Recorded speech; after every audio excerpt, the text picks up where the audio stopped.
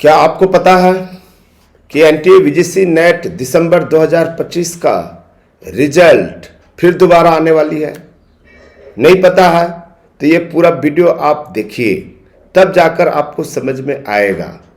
ठीक है, आपको पता है कि 4 फरवरी 2026 को एनटीए ने वीजीसी नेट दिसंबर 2025 का रिजल्ट निकाला और बहुत सारे सब्जेक्ट, ठीक है, जिसमें से इतिहास भी है, कॉमर्स भी है, हिंदी लिटरेचर भी है, बहुत सारे सब्जेक्ट हैं।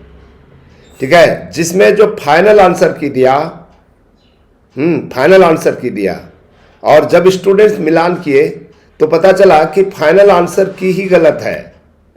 तो ध्यान दीजिएगा, दिल्ली उच्च न्यायालय का अहम फैसला आ चुका है। ठीक है, वीजीसी नेट दिसंबर 2025 पर्टिकुलर हिस्ट्री सब्जेक्ट के विवाद जो है, हिस्ट्री सब्जेक्ट के जो क्वेश्चन पेपर था उसमें जो विवाद है उसको चुनौती दिया गया है। आप यदि इस आर्डर को देखना चाहते हैं तो दिल्ली उच्च न्यायालय की वेबसाइट में जाएं और स्टेटस में, केस स्टेटस में जाकर जो है WPC 2440/2026 डालेंगे तो पूरा जजमेंट आ जाएगा। यहाँ पर मैंने जो है जजमेंट को सारांश में बताने की कोशिश किया है कि हाईकोर्ट क्या कहा, ठीक है, पिटिशनर कौन थे, पिटिशनर ने क्या अपनी बात कहा, एनटीए ने क्या कहा, यूजीसी ने क्या कहा और क्या होने वाली है। और यदि आपके अनुसार से फैसला नहीं आएगा तो कोर्ट ने आपको क्या कहा है। ठीक है, आप बने रहिए, अंत तक इस वीडियो को देखिए। ठीक है दोस्तों, चलिए शुरुआत करते हैं। याचिकाकर्ता का पक्ष ये है। याचिकाकर्ता कौन थे? पुनीत कौर।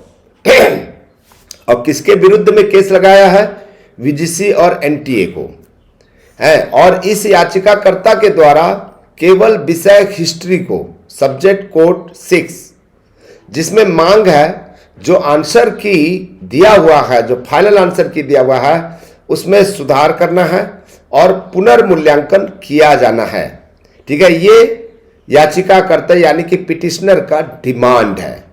ठीक है दोस्तों, अभी की जो जजमेंट में केवल हिस्ट्री सब्जेक्ट आया है। ठीक है, और भी दूसरे सब्जेक्ट के हो आप लोग जो है, आपको लगता है तो मुझे बताइए उसका क्या हुआ, क्या होने वाला है अन्य सब्जेक्ट का। ठीक है, यदि ये कुछ परिवर्तन होता है हिस्ट्री में तो आप भी जो दूसरे सब्जेक्ट का है आपको लगता है कि बिल्कुल जो आंसर की है उसमें सुधार होना चाहिए, पुनर्मूल्यांकन होना चाहिए, क्या हम भी पिटीशन दायर कर सकते हैं? ठीक है, क्या इसी जजमेंट के आधार पर हमारा काम हो जाएगा? तो याद रखिएगा, हम आपको पूरा का पूरा बताएंगे, लेकिन कमेंट्स में लिखेंगे तब। आइए देखते हैं। विवादित प्रश्न ये 4 है। ठीक है, ये कोड हमने दे दिया है। इस कोड को जाकर आप हिस्ट्री के क्वेश्चन पेपर आप देख सकते हैं। यदि आपके पास में दिसंबर 2025 के क्वेश्चन पेपर नहीं है तो मेरे पास में पूरा का पूरा वीडियो, पूरा का पूरा PDF है, वो मैं आपको दे सकता हूं। ठीक है, अब क्या हुआ? एनटीए का जवाब आया। एनटीए के वकील ने न्यायालय को सूचित किया कि विषय में उठाई गई चुनौतियों की जांच के लिए विशेषज्ञ समिति यानी कि एक्सपर्ट कमेटी का गठन पहले ही किया जा चुका है। ठीक है, एनटीए ने एक एक्सपर्ट कमेटी बनाया है। ठीक है, वो एक्सपर्ट कमेटी जो है वो देखेगी और एक्सपर्ट कमेटी कितने दिन में जजमेंट देगा, वो कितने दिन में अपनी फैसला सुनाएगा, रिकमेंडेशन करेगा। ठीक है, तो इसको भी हम जो है जानेंगे। अब न्यायालय का निर्देश ये आया। ठीक है, न्यायालय ने कहा कि जो एक्सपर्ट कमेटी आपने बनाया है, ठीक है, इसको रिप्रेजेंटेशन के रूप में स्वीकार करें। यानी कि रिप्रेजेंटेशन का मतलब ये होता है कि कोर्ट, हाई कोर्ट ने आपको आदेश दे रहा है। ठीक है, आपको आदेश दे रहा है कि आप जो है अभ्यावेदन किनको दें? एनटीए को दें, और एनटीए उसमें जो है एक्सपर्ट कमेटी बनाकर निर्णय देगी। यानी कि इसको जो है कोर्ट का आदेश के रूप में माना जाए, इसका कहना यह है। याचिकाकर्ता के आपत्तियों पर विचार किया जाए।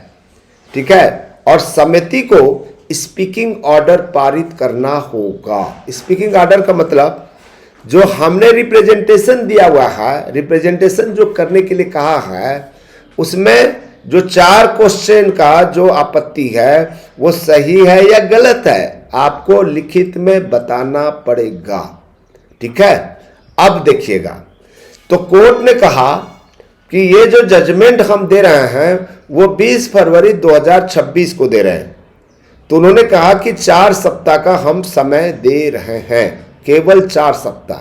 4 सप्ताह मतलब 28 दिन, यानी कि लगभग 1 महीना, यानी कि 17-18 मार्च के पहले ये जो एक्सपर्ट कमेटी है वो अपना निर्णय सुनाएगी।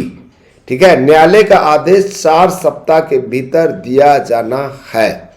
ठीक है, अब याद रखिएगा 4 सप्ताह का समय तो आपको मिल गया। 4 सप्ताह के अंदर में ये जो भी होगा, अच्छा या खराब, आपके पक्ष में या आपके विरुद्ध में, ठीक है, तो ये जो आपका जो 4 क्वेश्चन है उसकी समीक्षा तो की जा रही है। ठीक है, त्रुटि पाई गई तो परिणाम संशोधित हो सकते हैं, और यदि संशोधन नहीं होता है तो आपके रास्ता क्या है? आपका रास्ता जो है पुनः इसी पिटीशन को आगे बढ़ाना है। फिर अब आप बताएंगे, एक्सपर्ट कमेटी ने जो बात कही है, ठीक है, जो भी निर्णय देगी, फिर आपको उसका आंसर आपको बताना है। देखिए, एक्सपर्ट कमेटी ने ऐसा कहा तो आप भी बताइए, तो आपको दोबारा पिटीशन दायर करने का मौका मिल सकता है। ये तो मोशन हियरिंग में जजमेंट था जी, मेरिट और डिमेरिट तो हुआ नहीं, आपकी बात को तो सुना नहीं गया, तो इसीलिए दोबारा भी पिटीशन दायर हो सकता है। आपको ये वीडियो अच्छा लगा तो जरूर शेयर कीजिएगा। ठीक है, दूसरे सब्जेक्ट के हैं, इस तरह से आप भी हाई कोर्ट में पिटीशन दायर करना चाहते हैं तो मुझे जरूर आप कमेंट्स करके बताइए कैसे हो सकता है। मैं लॉ के प्रोफेसर हूं, इसीलिए आपको सही लीगल एडवाइस दूंगा। Thank you, thank you, thank you.